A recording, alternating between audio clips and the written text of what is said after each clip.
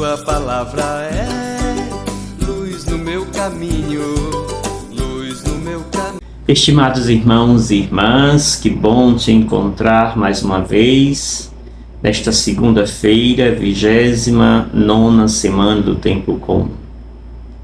Comecemos o nosso dia voltando nosso olhar, nossa atenção para o nosso eu interior, para o nosso coração, a sede de Deus, o habitat divino.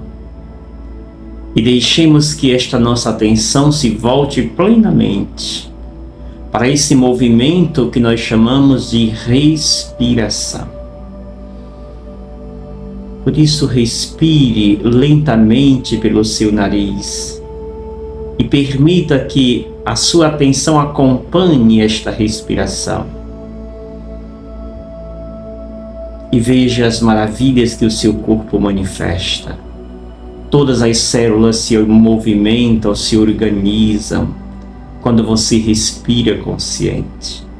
Se você vive em uma crise de ansiedade, em um pico de ansiedade e depressão, o segredo para vencer está no respirar bem.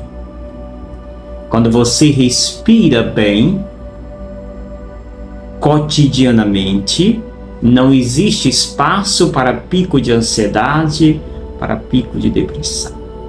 Porque a respiração consciente simplesmente harmoniza o seu corpo.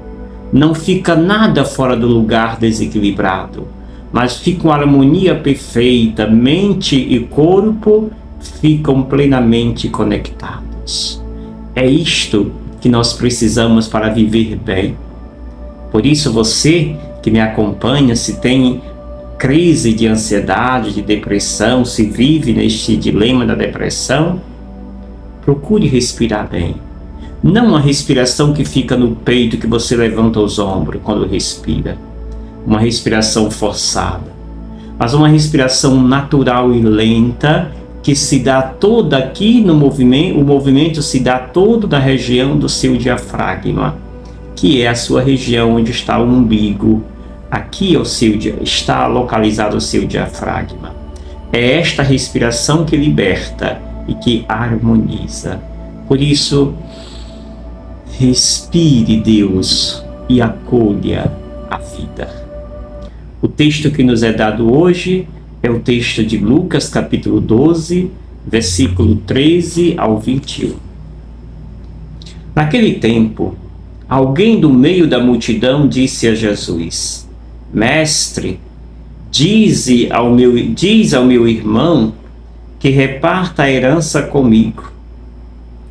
Jesus respondeu: Homem, quem me encarregou de julgar ou dividir vossos bens? E disse-lhes: Atenção, tomai cuidado contra todo tipo de ganância, porque mesmo que alguém tenha muitas coisas, a vida de um homem não consiste na abundância de bens. E contou-lhes uma parábola. A terra de um homem rico deu uma grande colheita. Ele pensava consigo mesmo: que vou fazer? Não tenho onde guardar minha colheita. Então resolveu: já sei o que fazer. Vou derrubar meus celeiros e construir maiores. Neles vou guardar todo o meu trigo junto com os meus bens. Então poderei dizer a mim mesmo: meu caro, tu tens uma boa reserva para muitos anos. Descansa, come, bebe, aproveita. Mas Deus lhe disse: louco, ainda nesta noite pedirão de volta a tua vida. E para quem ficará o que tu acumulaste? Assim acontece com quem ajunta tesouros para si mesmo, mas não é rico diante de Deus. Palavra da salvação. Glória a vós, Senhor. Estimados irmãos e irmãs, O Evangelho vem nos trazer recado muito direto para a nossa caminhada, para a nossa existência cristã.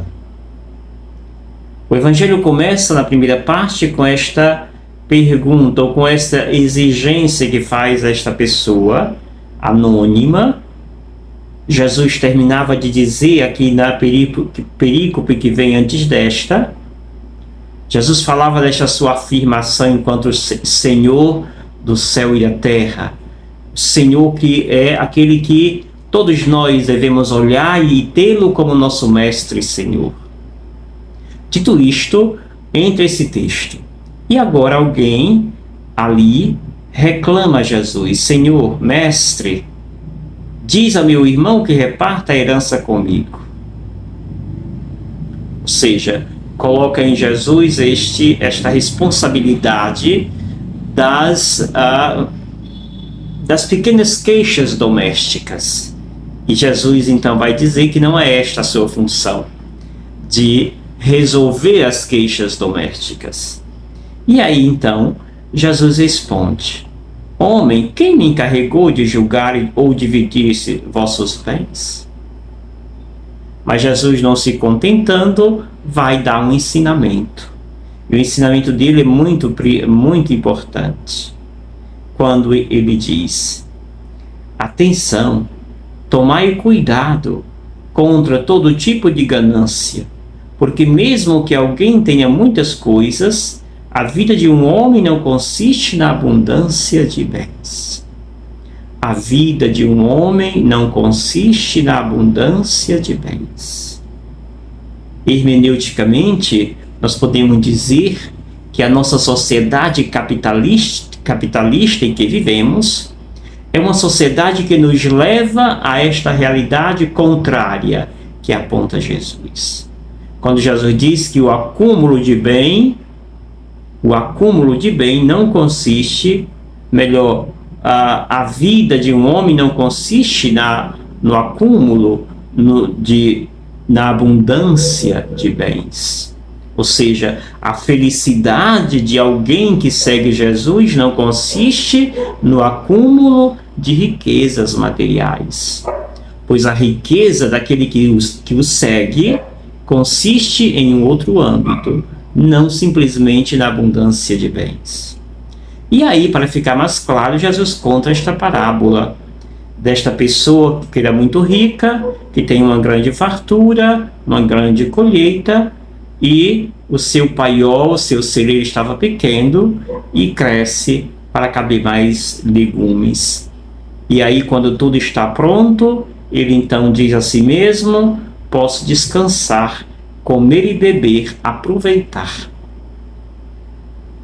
E Jesus o chama de louco. Ainda nesta noite te pedirão a tua vida de volta. Para quem ficará tudo isto?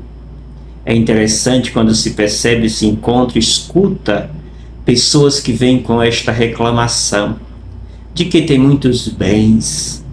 E essas pessoas que têm muitos bens, a maioria delas tem dificuldade de praticar a caridade. Ou seja, ela olha os seus bens como o tesouro maior de sua vida. E esse tesouro não pode ser gasto. E esse tesouro não pode ser retirado nada, senão fico mais pobre. Jesus está nos convidando a olhar os bens materiais não como algo condenatório, mas como algo que é importante se estiver a serviço do outro. Se formos capazes de não ser pessoas presas a estes bens, mas sermos pessoas despreendidas, aonde nós vivemos com esta riqueza, mas também podemos viver sem. Ou seja, nós somos capazes de dividir, de partilhar aquilo que eu acumulei ao longo da vida. Peçamos a Deus a graça de viver esta caridade. Ontem São Paulo falava na segunda leitura, justamente exaltando o papel da caridade na vida da comunidade dos Tessalônicos.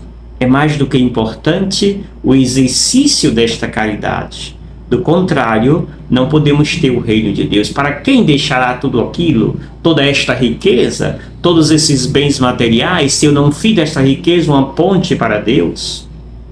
É importante, quando nossas riquezas materiais existem, mas que elas possam existir para uma ponte que me leva a Deus, através dos meus irmãos, e não algo que me impede de chegar lá. Que o Senhor nos abençoe. Em nome do Pai, do Filho e do Espírito Santo. Amém. Gratidão. Obrigado, Senhor, porque és meu amigo.